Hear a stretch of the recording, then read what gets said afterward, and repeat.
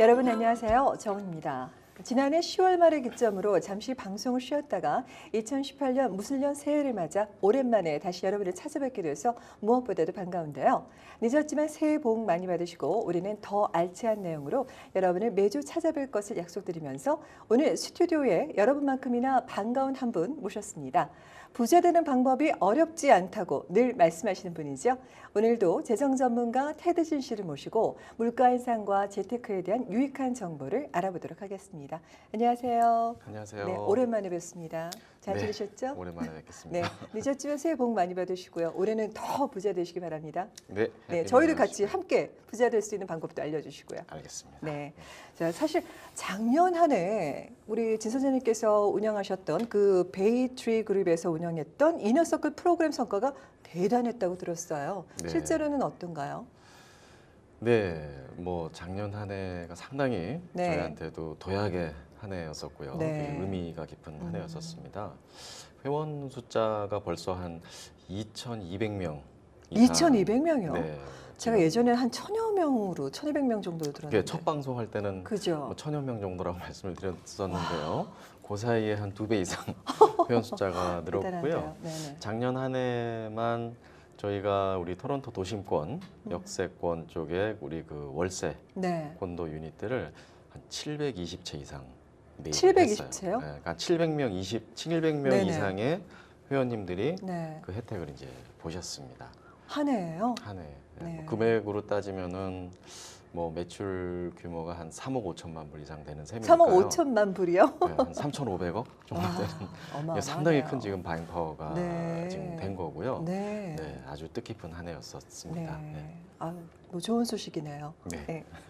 정말 대단한 성과인데요. 말 그대로. 과연 그러면 아직까지도 그 이너서클 멤버들이 회원들이 그런 어떤 그 재테크 기회가 열려 있는 건지 지금이라도 만약에 회원으로 클럽 멤버 그 회원으로 저희가 참여를 한다면 아직까지 그런 기회가 또 열려 있는 건지 사실상 이게 금년 들어서 어떤 대출에 관련돼서 몰기지 강화됐고 대출 규제가 강화됐다는 얘기가 있으면서 뭐 부동산 경기가 좀 어느 정도 위축되는 게 아닌가 그런 우려의 목소리가 없지 않거든요. 실제로는 어떤가요? 네, 그 뭐 재테크의 기회는 언제나 열려 있다고 보시면 될 것 같아요. 경기랑 상관없이요. 불황이건 호황이건 오히려 위축될 때 사실은 더 좋은 기회가 열리기도 합니다. 네. 네, 그 생각을 해보시면은 우리 IMF 때 네. 더 많은 부자들이 나왔잖아요.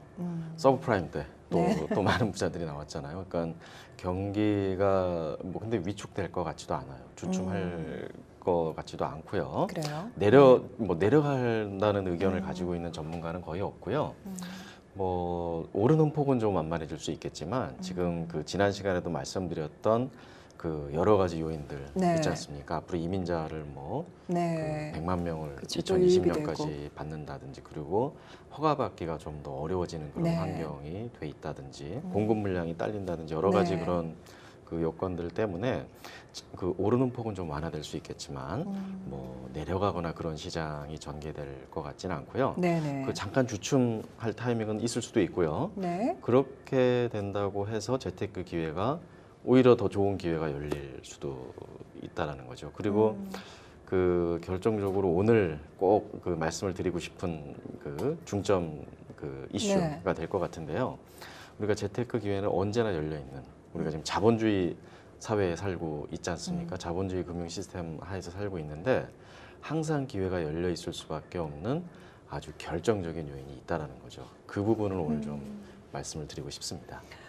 재테크의 기회는 언제든지 열려 있다라고 이제 강조하시고 네, 자신하실 만큼 어떤 결정적인 요인이라는 게 과연 어떤 건가요? 그러면? 우리가 지금 자본주의 사회에 살고 있잖아요. 네. 자본주의 사회에서는 뭐 우리가 싫든 좋든 어떤 이 시스템 안에서 살고 있는데요. 네. 그 속에 담겨진 불편한 진실이 뭐냐면 이 정부에서 나라가 돈 찍는 인쇄기를 가지고 있다라는 거예요. 그렇죠. 네? 조폐 공사 말씀하시는 거죠? 네, 네. 네, 중앙은행에서 매년 네. 돈을 찍어내고요. 네네. 그리고 그 돈의 양이 네. 기하급수적으로 늘어나면서 돈 가치가 떨어진다라는 겁니다. 그러면은 결국은 이제 우리가 싫든 좋든 이제 명목 가치는 올라갈 수밖에 없는 네. 전반적으로 물가가 인상하면서 네네. 올해부터 뭐 인건비도 인상되고 그렇죠. 하면서 최저임금도 오르고요. 또 네. 지금 물가가 또 술렁술렁하고 있지 네, 않습니까? 맞아요. 예, 그리고 또뭐 세계 경제 전반적으로 지금 호황 상태가 지속되고 있는 네네. 그 국면도 있고요. 음, 그 작년에 캐나다 경제가 상당히 그 네. 성장률도 괜찮았고요. 그래도 올해도 그 성장세가 지속되면서 인구도 유입되고 하면서 물가가 올라갈 것 같고요. 뭐 그런 상황들을 본다면 뭐 그 기회는 올해도 활짝 열려 있지 않나 싶습니다. 근데 말씀하신 것 중에 네. 물가는 상승을 하는데 네. 결국엔 이제 화폐량도 늘어나면서 물가가 상승하는데 재테크 계획의 기회는 계속 열려 있다라는 게 그 어떤 상관관계가 있는 거죠? 실질적으로? 네, 그 지난 세월 한번 예를 네, 들어드릴게요. 과거를 한번. 네. 과거로 한번 타임머신을 타고 돌아가 보겠습니다. 네, 언제로 갈까요? 예, 그 80년대를 한번 돌아가 네. 보죠. 예, 지금으로부터 한 30년 전, 그러네요. 1988년도. 그때 중학생이셨나요? 고등학생이셨나요? 거기까지. 예, 네. 저도 이제 학창 시절이었었죠. 네. 그 30년 전에 이제 학창 시절이었었는데 이제 학교 앞에 분식점 생각이 나요. 예, 그때 분식점에서 올림픽이죠? 88 올림픽. 그죠? 예, 쌍팔년도 네, 서울 아주 올림픽. 잘 나가던 시절이었었죠. 그때 학교 앞에 분식점에 김밥 한 줄이 200원이었었어요. 아, 그랬나요? 그리고 라면 한 그릇이 300원이었었어요. 그것도 계란도 아주 이쁘게 잘 풀어서 얹고 네. 파도 송송 썰어서 넣은 그런 라면이 300원이었었는데 최근에 제가 이제 한국을 나가봤습니다. 네. 한국을 나가서 이제 분식점을 들려봤는데 계란도 안 푼 라면이 그 3,000원 하더라고요. 예, 그러니까 그렇죠. 그때만 해도 벌써 지금 한 30여 년이라는 세월이 흘렀는데요. 네. 물가가 그러니까 그만큼. 30년 동안 10배가 오른 거예요. 네. 김밥은 요새 한 줄에 2,000원, 3,000원 하고요. 네. 네. 30년 동안 물가가 10배가 올랐고요. 그럼 평균적으로 매 10년마다 그 2점 몇 배씩 그 가치가 올라간 거고요. 네. 돈 가치가 떨어진 거예요. 음, 네? 그게 어떻게 보면 되게 무서운 얘기이기도 하고요. 그렇죠. 돈의 양이 늘어났다라는 얘기입니다. 제가 이제 이런 얘기를 저희 어머님한테 해드렸어요. 네. 그 80년대에 비해서 이렇게 물가가 많이 올랐더라는 말씀을 드렸더니 저희 어머님이 뭐라고 하신 줄 아세요? 뭐라 그러셨나요? 그 말도 마라 그러시는 거예요. 그러면서 그 저를 낳았던 그 시절 이제 네. 또 이제 70년대로 또 돌아갑니다. 네.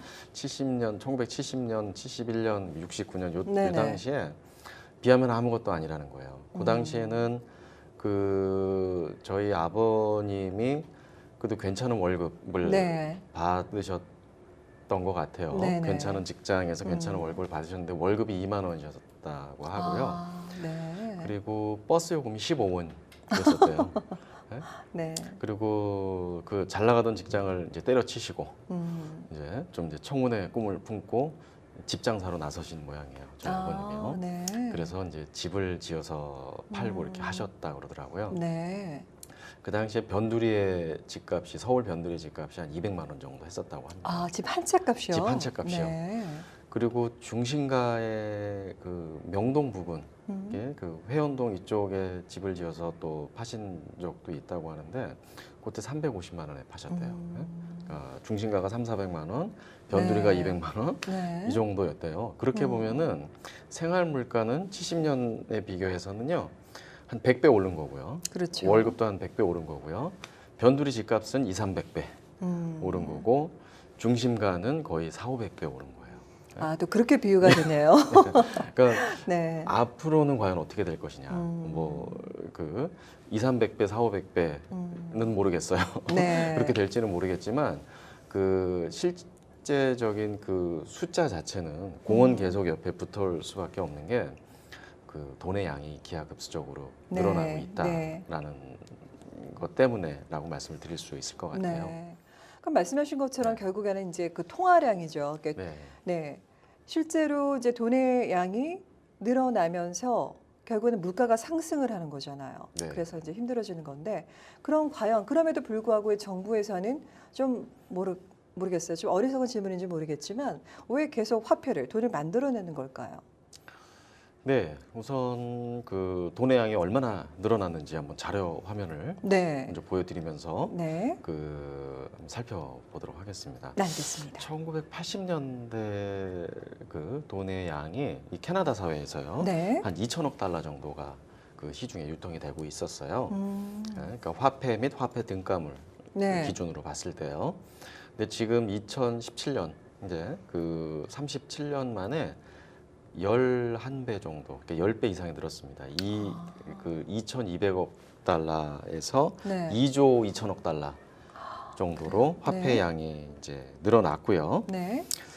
그 토론토 집값도 한 10배 이상 올랐더라고요. 같은 시간을 보니까요. 네. 그러니까 집값이 한 10배 이상 오른 게 그게 많은 분들이 이거 너무 오른 거 아니냐라고 생각을 하시는데 화폐 양이 늘어난 거하고 비교를 해보면은 그렇지도 않아요. 어느 정도 보조가 맞춰진 셈이고요. 네. 지금 또 보시면 지금 현재 이 시점에도 매년 한 7%, 8%씩 복리로 지금 화폐량이 늘어나고 있는 거를 아. 볼 수가 있어요. 그러면 네. 지금으로부터 10년 후가 되면 지금의 이제 화폐 양이 2배가 되는 겁니다. 지금 말씀하신 기억은 지금 캐나다를 말씀하시는 캐나다 건 거죠? 사회에서요. 예. 그렇죠? 그러니까 대한민국도 한 2,500조 원 정도가 시중에 풀려 있고요. 돈의 네네. 양이요. 캐나다 같은 경우는 2,000조 원 이상이 지금 시중에 돈이 풀려 있는 건데요. 네. 그 10년 후가 되면 이제 한 4,000조 원 정도로 늘어난다고 네. 생각을 해보시면 돈 가치는 떨어질 수밖에 없는 거죠. 물가는 올라갈 거고요. 그렇게 되면은 그 자재값, 인건비, 천장자재, 그리고 바닥자재, 그리고 각종 비용들이 다 따라서 오를 거란 말이에요. 원가가 네. 오르니까 당연히 그렇죠. 같이 가치는 따라 오르겠죠. 오를 상승효과가 수밖에 있겠죠. 없겠죠. 근데 저희가 하는 이 재테크 기법이 그 다운페이는 한 20% 정도 해놓고 네. 전체 큰 덩어리가 올라가는 그런 효과를 네. 보자라는 거기 때문에 재테크 효과는 상당히 크고요. 음. 이미 또 많은 저희 회원님들이 또 그 콘도 밀리언의 반열에 오르시기도 했고요. 네. 아까 질문하신 내용이 도대체 정부가 왜 네. 계속 돈을 찍어내고 있는가? 그렇죠. 그 부분을 알면은 네. 이제 이해가 좀 쉬우시겠죠? 음. 그게 저도 궁금했어요. 네. 아니 그 정부에서 돈을 왜 이렇게 찍어내고 있는가라는 그 질문을 제 스스로도 해봤는데요. 이거예요. 그 정부에서 인플레이션을 목표로 한다라는 거예요. 물가 인상을 목표로. 인플레이션을요? 네. 네. 그러니까 물가 인상 목표 이런 얘기 들어보셨나요? 들어는 봤어요. 근데 네. 정확하게 네. 금년도 물가 인상 목표치는 얼마다. 네. 이런 뉴스들을 그렇죠. 만나실 수가 있을 네, 거예요. 맞아요. 왜 물가 인상을 0%로 유지하지 않고 오히려 더. 물건값을 올리고. 올리는 것을 목표로 해서 화폐를 찍어내는가? 그 화폐를 찍어내면은 이 자본주의 금융 시스템의 불편한 진실이라고 아까 말씀을 드렸잖아요. 네. 그게 단순히 찍어낸 만큼의 돈의 양이 늘어나는 게 아니라 화폐를 한 1,000불을 찍어내면 10,000불, 20,000불이 늘어납니다. 그건 어떤 원리에 근거를 하는 거죠? 이제 전문적인 네. 용어로 들어가는데요. 네. 이제 자본주의 금융 시스템이 가지고 있는 그 제도 중에서 지급 준비율 제도라는 게 있어요. 지급 준비율 제도라는 게 있고 또 통화 승수 효과라는 게 있어요. 네. 예를 들어서 중앙은행에서 10,000불을 찍어서 A라는 사람한테, 그러니까 A라는 은행한테 그 제공을 해 준단 말입니다. 네. 기준금리로 제공을 해주게 되면은 이 A라는 은행은 또 그 미스터 김이라는 네. 사장님한테 이걸 대출을 해주게 되죠. 그렇죠. 그럼 이 사장님은 또 자기 납품 업체라든지 네. 그 대금 지급을 해야 될 때 그 미스터 리라는 네네. 분한테 그 납품 대금을 지급할 거 아니에요. 그러면 이 미스터 리라는 분은 당장 쓸 돈만 남겨놓고 이 10,000불 중에서 한 1,000불, 2,000불은 남겨놓고 나머지는 한 8,000불은 B라는 은행에 입금을 시킬 거 아니에요. 네. 그렇게 되면 이 B라는 은행에서는 정부에서 그 지정한 지급 준비율이 있어요. 네. 그것만큼만 예를 들어서 한 100불만 남겨놓고 100불, 200불만 남겨놓고 나머지 돈을 이제 또 다른 미스터 강한테 대출을 해줄 수 있게 됩니다. 이렇게 그렇게 하면서 이 사람은 또 다른 납품업체한테 네. 지급을 하고 네, 납품업체는 또 다른 알겠어요. 은행에다가 입금을 하면서 음. 이 돈이 창조되는 효과가 생기는 아. 거예요. 신용이 창조된다고 하고요. 네. 이렇게 되면 평균적으로 그 10,000불을 찍었는데 시장에는 그러니까 돈이 우리 지갑에 있는 지폐만이 돈이 아닌 거예요. 그러니까 많은 사람들의 은행 통장에 찍혀 있는 숫자가 돈인 거예요. 아. 그러면 정부에서 10,000불을 찍었는데 시중에는 100,000불, 200,000불이 풀리는 그런 효과가 생기는 거고요. 그래서 돈의 양이 기하급수적으로 늘어나고 있는 건데요. 그 왜 이렇게 정부에서 돈을 찍어내면서 물가를 인상을 목표를 하는가? 그거를 네. 그 제 나름대로 조사를 한번 해봤어요. 그랬더니 네. 캐나다 중앙은행에서 그 답을 또 명쾌하게 어떻게 제시를 내놓으셨습니까? 하더라고요. 그 중앙은행에서 발표한 그 보도 자료를 보니까 그 인플레이션을 일으키지 않으면 이제 경제가 그 무너질까봐 그러는 거예요. 예를 들어서 이 물건을 오늘 사나 뭐 내일 한 달 사나. 후에 사나 네네. 1년 후에 사나 가격이 같거나 오히려 더 내려갈 수 있는 소지가 있다 그러면 사람들이 돈을 안 쓸 거 아니에요. 그렇죠. 돈을 안 쓰고 그러니까 소비 자체를 안 한다는 말씀인 소비를 거죠? 안 하죠. 네. 예? 자본주의 사회는 소비가 없으면은 그쵸. 안 됩니다. 예? 네.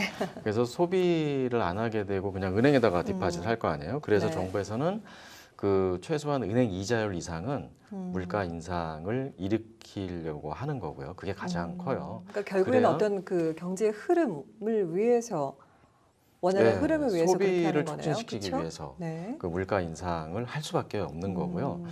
두 번째 이유는 또 재밌는 게 물가 인상을 그 없이 가려고 우리 서민들의 그 생활 경제를 위해서 물가 인상률을 0%로 목표를 하게 되면은요. 그 캐나다 중앙은행에서 이런 얘기를 합니다. 물가 인상률 자체가 측정하기가 상당히 어렵다라는 거예요. 측정하기가 어렵기 때문에 0%로 가게 되면은 마이너스가 날 수도 있잖아요.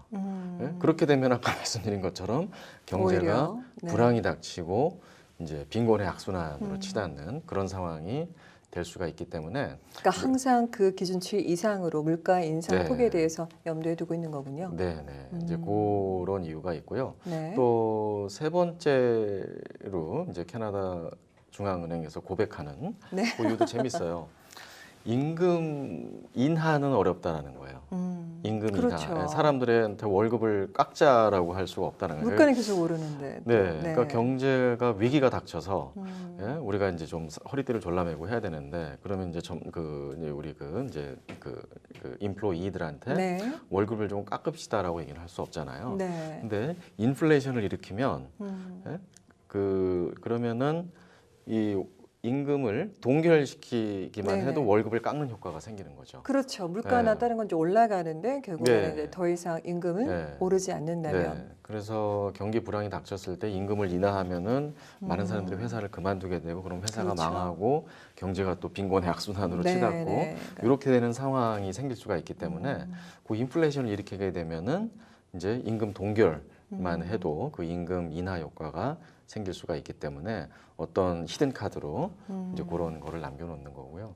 마지막으로 또 하나 더 중대한 이유는 이거는 이제 캐나다 중앙은행에서 한 얘기는 아니고요. 네. 유명한 경제학자 밀턴 프리드만이라는 분이 있어요. 노벨상 수상하신 분이고 아주 유명하신 분인데요. 네. 경제학계에서는요. 그분이 하신 얘기가 또 인상적입니다.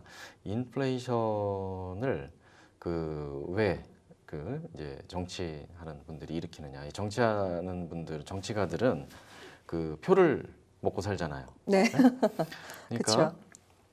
그 증세 카드를 내밀기가 쉽지가 않다고. 세금을 더 그럼요. 내시라고 하면 좋아할 사람이 아무도 없잖아요. 그럼요. 그러면 이제 네, 다음번 서민들의 선거에서 그 떨어지게 되잖아요. 이제 표를 잃죠. 예, 민심을. 표를 잃게 되니까 이제 세금을 올릴 수는 없고 돈 쓸 때는 많은데 여러 가지 여기 뭐 지하철도 깔아야 되고 인프라 공사도 해야 되고 여러 네. 가지 이제 그 정부에서 재정 지출을 해야 될 일은 많은데 그 세금을 더 거둘 수는 없으니까 인플레이션을 일으키게 되면은 그 사람들의 텍스 브레이킷이 올라가는 거예요. 예? 소득 세율이 올라가잖아요. 그러니까 네. 5만 불 소득자하고 10만 불 소득자하고 아. 세율이 달라지잖아요. 그러니까 이게 교묘하게 세금을 올리는 하나의 방법이다라는 겁니다. 예? 그래서 뭐 그런 그 맥락에서 보면요, 이 정부에서 물가 인상을 목표로 하고 있는 게 이제 충분히 이해가 되지요. 네, 그렇다고 그렇네요. 본다면 앞으로도 물가가 올라갈 거는 거의 확실하단 말이에요. 그렇죠. 돈의 양이 늘어날 거고 네. 돈 가치는 떨어질 거고요. 모든 물건 값은 올라갈 거고요. 네, 맞습니다. 그렇게 된다 그러면 우리가 여기서 그냥 가만히 앉아 있으면 피해자가 될 수가 있습니다. 오히려 네. 이런 시스템을, 이런 불편한 진실을 이용하는 게 재테크예요. 네, 그래서 그런 그 재테크를 함께 해보자라는 이 모임이 저희 이제 이너서클 프로그램이고요. 그래서 여기에 공감하시는 분들이 지금 이제 큰 효과를 보고 계신 거죠.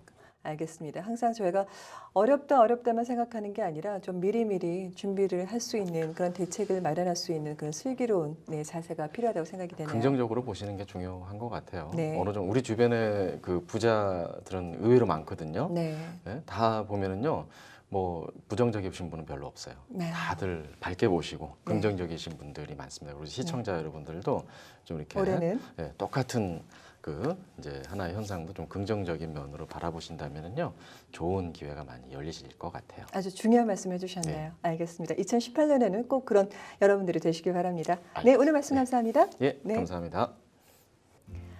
요즘 전 세계적으로 가상화폐인 비트코인에 대한 관심과 우려가 계속 커지고 있는 가운데 남들 돈 벌 때 난 뭐 했을까 하고 시리에 빠져 있는 분들도 많은데요. 오늘 하루를 열심히 살고 꾸준한 연구와 노력으로 현명한 재테크를 하면서 대비를 하면 지금보다 나은 미래가 되지 않을까요? 오늘도 화이팅 넘치는 활기찬 하루가 되시기 바랍니다. 감사합니다. 네, 수고하셨습니다. 헤어 협찬 김은한 헤어살롱 제공입니다.